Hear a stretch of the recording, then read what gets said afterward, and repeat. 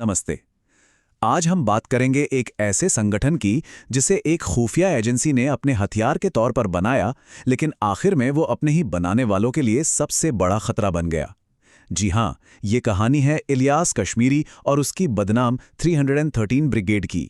एक ऐसी यूनिट जिसके बनने और बिगड़ने की कहानी हमें प्रॉक्सी वॉर के खतरनाक अंजाम के बारे में बहुत कुछ सिखाती है। चलिए कहानी की शुरुआत एक ऐसी खौफनाक घटना से करते हैं जो इस कहानी के मेन कैरेक्टर के बारे में सब कुछ बयां कर देती है। साल 2000 की बात है। इलियास कश्मीरी ने एक भारतीय सिपाही भाव साहेब मारुति तालेकर का सिर कलम किया, और सिर्फ यही नहीं रुका, वो उस सिर को एक ट्रॉफी की तरह लेकर गया पाकिस्तान के जनरल परवेज मुशर्रफ के पास। सोचिए जरा, ये सिर्फ एक टेरर अटैक नहीं था, ये एक मैसेज था कि वो किसी भी हद को पार कर सकता है। और इसी बेरहमी की वजह से एक वक्त ऐसा आया जब उसे इसी नाम से जाना जाने लगा।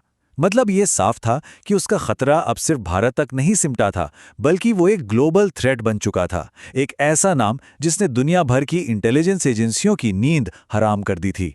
तो सवाल ये उठता है कि आखिर कोई इंसान इतना खतरनाक बनता कैसे है। चलिए जरा पीछे चलते हैं और समझते हैं कि इलियास कश्मीरी को बनाया किसने और किन हालातों ने।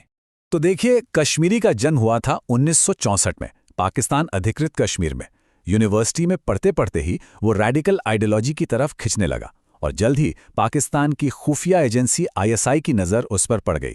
आईएसआई ने उसे ट्रेन किया और फिर भेजा सोवियत संघ के खिलाफ लड़ने अफगानिस्तान, और वहीं से 1991 में लौटकर उसने हरकत उल जिहाद अल इस्लामी यानी हुजी का कमांडर बनकर अपनी सबसे खतरनाक यूनिट 313 ब्रिगेड की नींव डाली। अफगानिस्तान में उसका मेन काम था मुजाहिदीनों को आईईडीज यानी बारूदी सुरंगें बिछाने की ट्रेनिंग देना।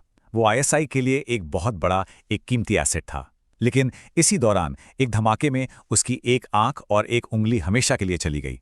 कहते हैं कि इस हादसे ने उसे और भी ज्यादा कट्टर और बेरहम बना दिया। तो अब आते हैं उसके सबसे खतरनाक हथियार पर, 313 ब्रिगेड। देखिए, ये सिर्फ एक और टेररिस्ट ग्रुप नहीं था। इसे आप एक तरह की ऑर्गेनाइजेशनल केस स्टडी मान सकते हैं कि कैसे एक डेडली स्पेशल ऑप्स यूनिट खड़ी की जाती है और उसे ऑपरेट किया जाता है। ये जो 313 ब्रिगेड थी ना, ये हुजी के अंदर एक टॉप सीक्रेट यूनिट थी। इसकी पहचान ही थी इसकी बेरहमी, और ये कोई इत्तेफाक नहीं था, ये उनकी सोची समझी स्ट्रैटेजी थी। इसमें भर्ती होना भी आसान नहीं था। रंगरूटों को बहुत टफ फिजिकल और मेंटल टेस्ट से गुजरना पड़ता था। मकसद, ताकि सिर्फ सबसे कट्टर और सबसे वफादार लड़ाके ही इस यूनिट का हिस्सा बन सकें। और इनका शुरुआती मिशन बिल्कुल क्लियर था, पीओके के कोटली में बेस बनाना और वहां से भारतीय कश्मीर में सीक्रेट ऑपरेशंस करना। तो असल में ये ब्रिगेड एक क्लासिक स्टेट स्पॉन्सर्ड प्रॉक्सी का उदाहरण थी। मतलब एक ऐसा हथियार जिसे पाकिस्तान की आईएसआई ने बनाया, उसे पैसा दिया, ट्रेनिंग दी और भारत के खिलाफ इस्तेमाल किया, जबकि दुनिया के सामने हमेशा यही कहा कि हमारा इससे कोई लेना देना नहीं है।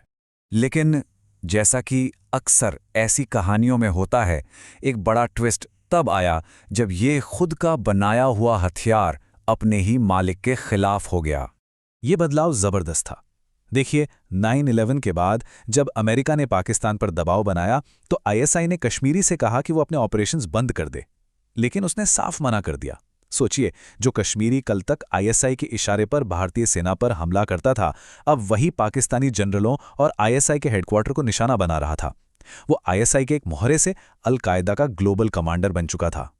इस बगावत को हवा दी 2007 की लाल मस्जिद वाली घटना ने, जब पाकिस्तानी आर्मी ने इस्लामाबाद की इस मस्जिद पर ऑपरेशन किया जिसमें सैकड़ों लोग मारे गए, तो कश्मीरी के लिए ये एक टर्निंग पॉइंट था।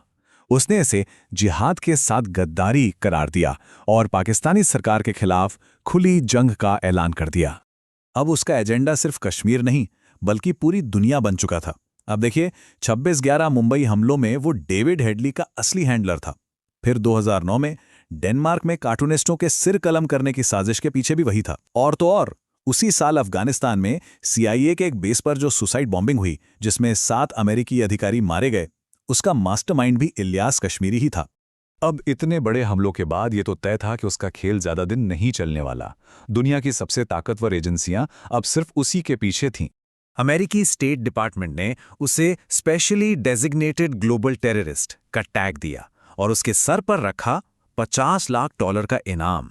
कहते हैं ना, शिकारी खुद शिकार बन गया। जो आदमी गुरिल्ला लड़ाई और छिपकर वार करने का माहिर था, अब खुद दुनिया की सबसे एडवांस्ड इंटेलिजेंस एजेंसियों के रडार पर था।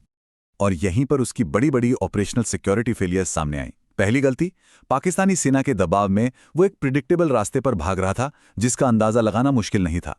दूसरी गलती, जिस आईएसआई के नेटवर्क ने उसे खड़ा किया था, अब उसी नेटवर्क के लोग अमरीकी दबाव में आकर उसकी लोकेशन सीआईए को लीक कर रहे थे। और तीसरी, सबसे बड़ी गलती, कम्युनिकेशन के लिए टेक्नोलॉजी पर उसकी निर्भरता। सैटेलाइट और इलेक्ट्रॉनिक सर्विलेंस ने उसे ट्रैक कर लिया। ये एक परफेक्ट केस स्टडी है कि कैसे एक टॉप गुरिल्ला लीडर की ऑपरेशनल सिक्योरिटी यानी ऑप्सेक पूरी तरह से फेल हो जाती है। और फिर वो रात आई, 3 जून 2011।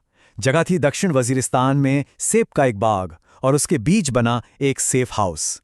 कश्मीरी अपने 8 साथियों के साथ अंदर मौजूद था। उसे नहीं पता था कि हजारों मील दूर वर्जीनिया में एक ऑपरेटर की स्क्रीन पर उस घर की हर हरकत एक थर्मल इमेज की शक्ल में साफ साफ दिख रही थी।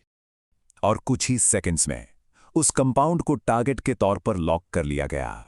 ऊपर मंडरा रहे अमेरिकी प्रेडेटर ड्रोन से एक के बाद एक 4 हेलफायर मिसाइलें फायर की गईं। एक जोरदार धमाके ने उस पूरी इमारत को मलबे के ढेर में बदल दिया। कश्मीरी और उसके साथी सब वहीं मारे गए। हालांकि वो इलाका तालिबान के कब्जे में था, इसलिए उसकी बॉडी कभी रिकवर नहीं हो पाई। लेकिन कुछ ही घंटों के अंदर पहले उसके अपने ग्रुप हुजी ने और फिर अल-कायदा ने ऑफिशियली ये कंफर्म कर दिया कि उनका कमांडर एक अमेरिकी ड्रोन हमले में मारा जा चुका है।